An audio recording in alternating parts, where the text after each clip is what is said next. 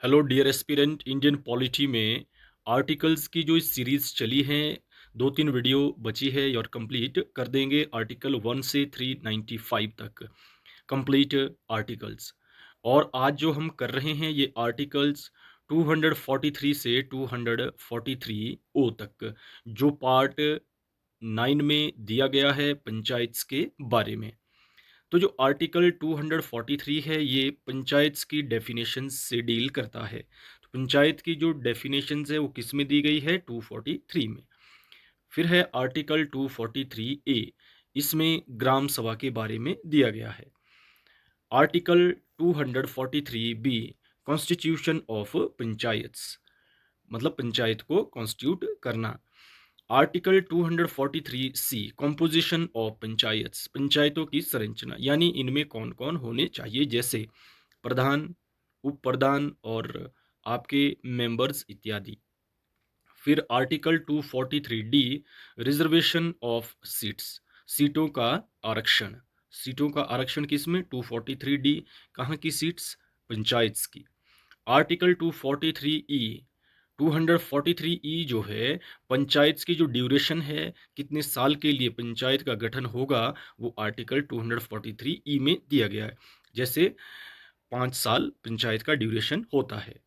Article 243 F, disqualifications for membership, सदस्यता के लिए अयोग्यता, यानी डिसक्वालिफिकेशंस जो मेंबर्स किसके? पंचायत की, उसके बारे में 243 एफ में दिया गया है।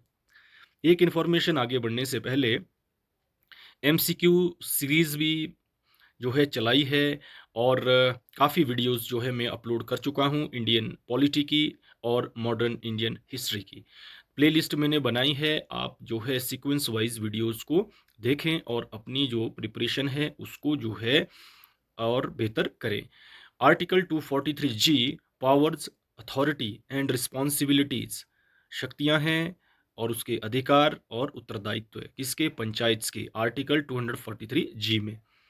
फिर है article 243 H, powers to impose taxes, यानी टैक्स लगाने की जो पावर है वो किसमें है? आर्टिकल 243 एच में। फिर है आर्टिकल 243 आई, स्टेट फाइनेंस कमीशन, राज्य वित्त आयोग, किसमें? 243 आई। फिर है article 243 J, audit of accounts, यानी जो अकाउंट है उनका ऑडिट करना, उनका अंकेक्षण करना, 243 जे में। नेक्स्ट आर्टिकल 243 के, स्टेट इलेक्शन कमीशन, राज्य निर्वाचन आयोग। तो जो पंचायत की इलेक्शन है ये कौन करवाता है? State election commission.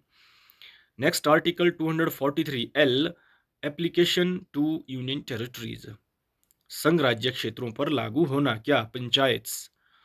ये आप ध्यान रखें कि जो आर्टिकल 243 है ये किससे डील करता है? पंचायत से। तो जो भी आ रहा है ये जो सेंटेंसेस है, आर्टिकल्स है, और इसमें जो अल्फ़ाबेटिकली आप देख रहे हैं ए बी सी डी करके, एल एम जो है, ये सभी किससे रिलेटेड है? पंचायत से related.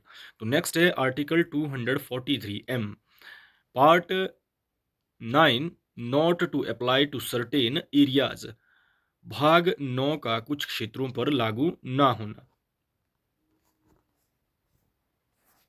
Next article 243 N, continuance of existing laws, वर्तमान जो विधियां है, लॉ है, उनका बने रहना, राइट। और article 243 O, this is last article of panchayats, bar to interference by courts, यानी कि इलेक्शन पिटिशन, न्यायालयों का जो हस्तक्षेप है वो निषेध है, किसमें? पंचायत में। और लेकिन पंचायत के इलेक्शन में, लेकिन जो इलेक्शन में मानो कोई डिस्प्यूट हो गया तो उसका क्या है? पिटिशन एक माध्यम है, जिसके साथ मानो अन्याय हुआ है वो जो है पिटिशन दर्ज करके कोर्ट का दरवाजा खटखटा सकते हैं, राइट। फिर है नेक्स्ट म्यूनिसिपैलिटीज के बारे में, नगर पालिकाएं।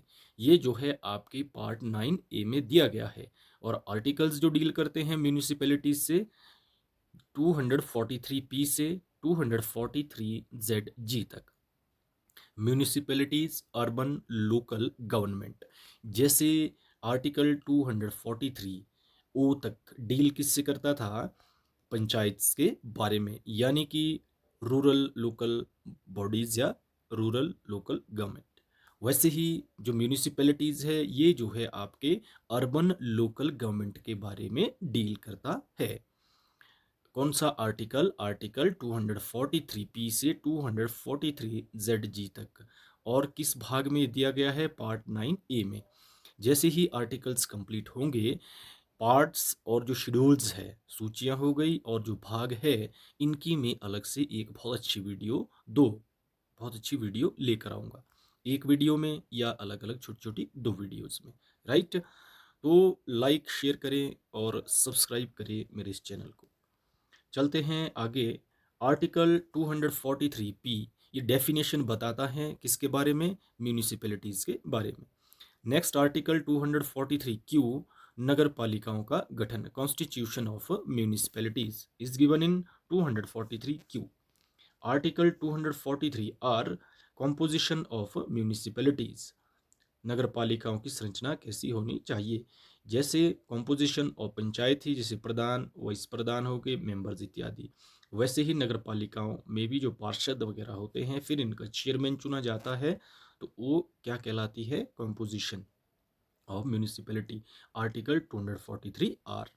Next article 243 S, constitution and composition of wards committees, जो वार्ड्स वगैरह, वार्ड पार्षद जो चुने जाते हैं, तो ये आर्टिकल 243 एस में दिया गया है।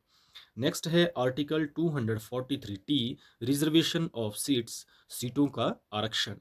नेक्स्ट आर्टिकल 243 यू, ड्यूरेशन, जो कार्यकाल होता है, आपको मालूम ही है, जैसे पंचायत का 5 इयर्स हो गया, तो नेचुरल सी बात है जो म्यूनिसिपैलिटीज है, इनका भी 5 साल का कार्यकाल होता है, क्योंकि जो स्टेट इलेक्शन कमीशन है वो इनके इलेक्शन साथ साथ ही करवाता है। Article 243 V, disqualifications for membership of municipalities, disqualify करना members of municipality. Next article 243 W, powers, authority and responsibilities, शक्तियां हो गई, प्राधिकार हो गए और उत्तरदायित्व हो गए। 243 डब्ल्यू। एक चीज आप ध्यान रखें, वीडियो को स्किप ना करें, क्योंकि पछताएंगे आप देखते होंगे कि इतने मिनट में कंप्लीट आर्टिकल्स, तो इम्पोर्टेंट जो आर्टिकल्स दिए होते हैं, लेकिन जो एग्जामिनर है इम्पोर्टेंट आर्टिकल्स को पूछ पूछ करके अब जो है थक चुके हैं। लेकिन अब क्या होता है, ये वैसे सभी आर्टिकल्स इंपॉर्टेंट होते हैं, तो क्या होता है कि इस तरह के जो आर्टिकल्स है, बोर होकर के जो एस्पिरेंट है छोड़ देते हैं, लेकिन यही जो है इंपॉर्टेंट आर्टिकल्स बन जाते हैं। जैसे कि मानो एग्जाम में पूछा जाए कि 243 वी इज रिलेटेड टू, नीचे आपके ऑप्शंस बता देंगे, तो किससे रिलेटेड है? तो ये किससे रिलेटेड है? Disqualifications for membership of municipalities. Right?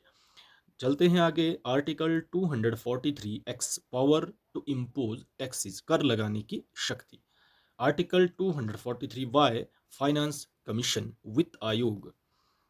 Article वित्त आयोग किससे रिलेटेड? म्यूनिसिपैलिटीज से। Right?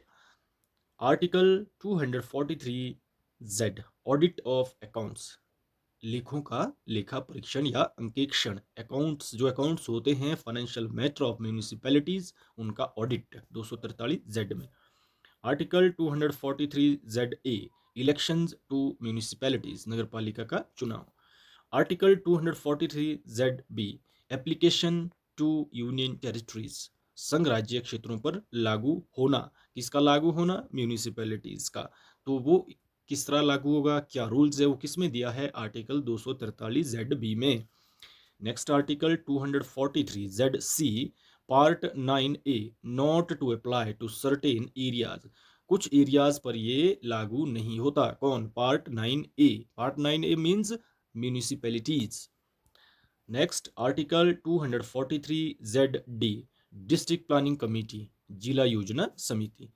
Next article 243 Z E, metropolitan planning committee, यानी कि जो महानगर है उनमें प्लानिंग कमिटी। फिर है article 243 Z F, continuance of existing laws, वर्तमान में जो लॉज है, कानून है, उनको जो है बनाए रखना, article 243 ZF। Next article 243 ZG, bar to interference in electoral matters. ये वही जो आर्टिकल 243 O बताता है। क्या बताता है? Bar to interference in electoral matters. तो 243O पंचायत से रिलेटेड हो गया, और 243ZG ये किससे रिलेटेड? म्यूनिसिपैलिटी से रिलेटेड। तो इसमें क्या है कि न्यायालयों के हस्तक्षेप पर रोक है निर्वाचन मामलों में। लेकिन इसमें एक चीज़ मैंने आपको बताई थी कि अगर कभी कोई भी मैटर इस तरह से लगता है इससे रिलेटेड, तो उसमें पिटीशन फाइल करके ही केस केस किया जा सकता है। राइट। तो मिलते हैं नेक्स्ट वीडियो में, क्योंकि ज़्यादा लंबी वीडियो मैं नहीं बनाना चाहता आपको, क्योंकि ये कंटेंट ही इस तरह से है, टॉपिक इस तरह से हैं कि ज़्यादा लंबी भी बनाएंगे तो आपको याद नहीं होंगे। तो छोटी छोटी वीडियोस में आर्टिकल्स को मैं समेटना चाह रहा हूँ, ठीक है, ताकि आप छोटी छोटी वीडियोस के माध्यम से आप इन आर्टिकल्स को बढ़िया से जो है याद कर लें, ताकि आने वाले एग्ज़ाम में जिसकी भी आप प्रिपरेशन कर रहे हैं उसमें जो है आपको ये यूज़फुल होंगे, डेफिनेटली होंगे, क्योंकि इनसे ही अब जो है कई बार क्वेश्चन पूछे जा रहे हैं, पूछे भी जाएंगे। राइट। तो मिलते हैं नेक्स्ट वीडियो में। Take care.